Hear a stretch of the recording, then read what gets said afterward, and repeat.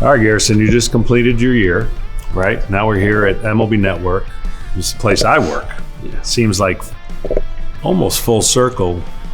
Trying to remember when I was pitching back in the day in 1988, all the way back in A-ball to where I am today. Now we get a chance to work in this incredible environment here in Studio 42. We do all our breakdowns. We're eventually going to break you down. Mm-hmm. You know, I'd ask you, how have you dealt with all the information and how much is it filtered down into your level that you're at? Well, I think it's changed drastically in the last just couple of years. Being out of high school, not really knowing how to pitch at all, not knowing how the ball spins and all this stuff, and kind of taking all that information that is available now, like spin rates and all that stuff. So just understanding how that stuff works kind of changed my perspective as a pitcher and how to attack a hitter, and really changed my career. Has it changed the way you train? In other words, I find today that good, bad, or indifferent, max velocity seems to be something everyone's striving for, and that was never a terminology that we ever were listening to or hearing, because we were training for a much different type of career under different circumstances, and therefore you would see more 20-year, 15, 17-year career.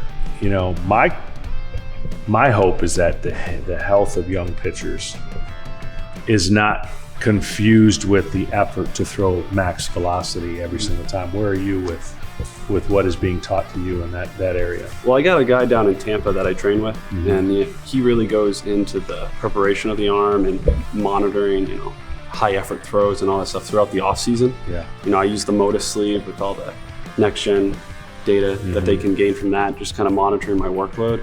That really helped throughout the season. I felt like I was getting stronger in the seventh inning versus the first inning, starting a game out. But that's kind of where the understanding your arm, I think, is a really big thing that I started to understand more.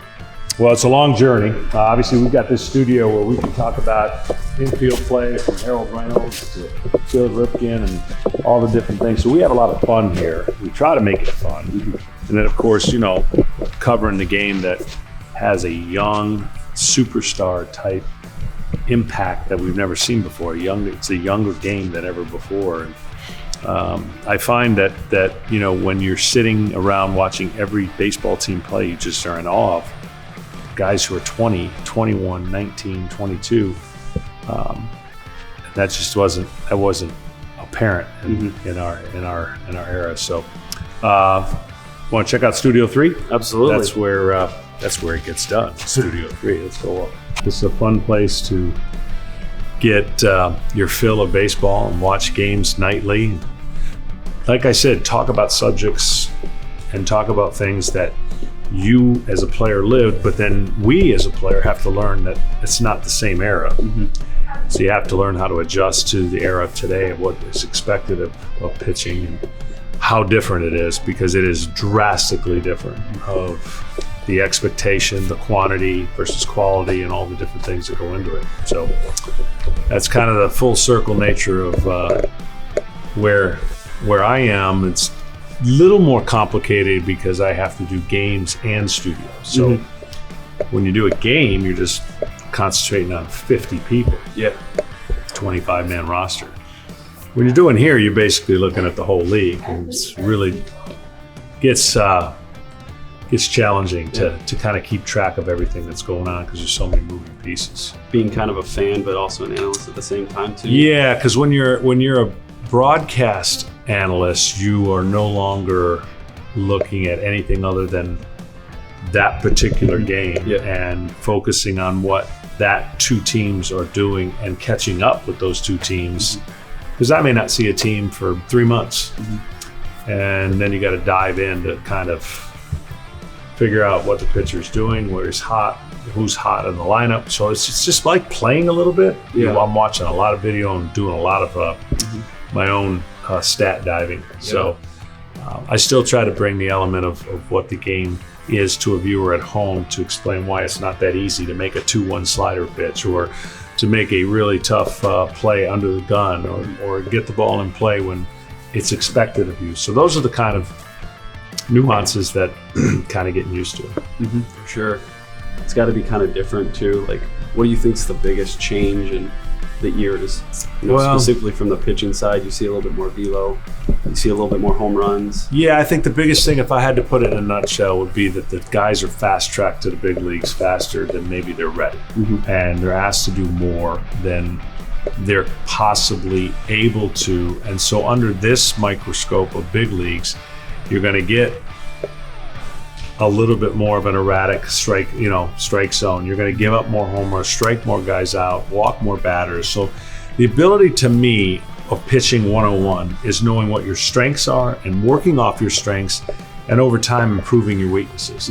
And I think what today's kind of promoters is just give me what you got. Don't worry about your strengths. We've got the information that tells you what exposes the other guy's weaknesses, no matter if that's a strength of yours or not. And so in essence, I think what happens is pitchers pitch away from their strengths to the weakness of the hitter and do a disservice to themselves, where they could be really good, let's say, with a sinker ball away. The numbers might show sinker ball away doesn't work. You got to throw to a four-seamer up, and that may not be your strength, but I think today's style is almost forcing guys to do more of that. Like, just from my own personal experience, when I pitched, I was fastball down and away all the time. Rarely pitched in, threw my slider curveball off my fastball, and I've had success. Today, they would tell me to do differently. They would tell me more to pitch up in the zone and throw the curveball more, which I had the curveball, but you would be flooded with information today that might, I don't know, take you away from what makes you special. And that's the one thing that I wish, had a little better blend to seeing young dynamic arms, A, stay healthy, B, pitch to their strengths versus to the hitter's weaknesses, because you can fall into a false sense of security trying to hit a small area of a hitter's weakness that might not be an ability for you to even hit it there, yet alone get that guy out. So I think that's a big difference. The arms are dynamic and the arms are better than we've ever seen. It's just the ability to master pitches and perform that has been fast-tracked. Guys are asked to fill up innings a little quicker than maybe we were kept in the minors a little longer. Yeah, like you see that all the time. And I know guys I've played with that are up in the show now and stuff. And it's those guys are there quick because they're electric at what they do. And then the guy that's kind of like myself, being more of a 90-91 guy with good control, it's like you're gonna have to grind a little bit. You have to show you can get guys out. Right, and I think baseball eventually will come back around to the guy who can pitch. That's what I'm hoping.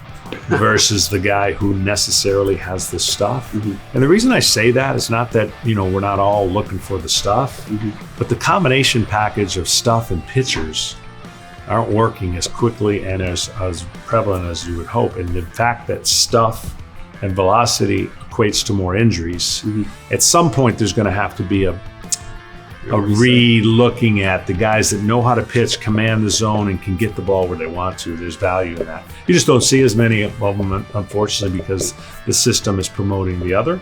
But I think baseball will eventually come back to seeing that as a valuable commodity because it has its assets and ability to be durable, throw the ball where you want to, and still get the hitter out with good effective pitching. So I wish you the best. This is a unique place, and that's a sweet one I hope really you don't cool. see for at least 20 more years. I mean, that's I hope so. You get a little sneak preview of. Best of luck to you. Thank you. I appreciate it. All right, Garrison.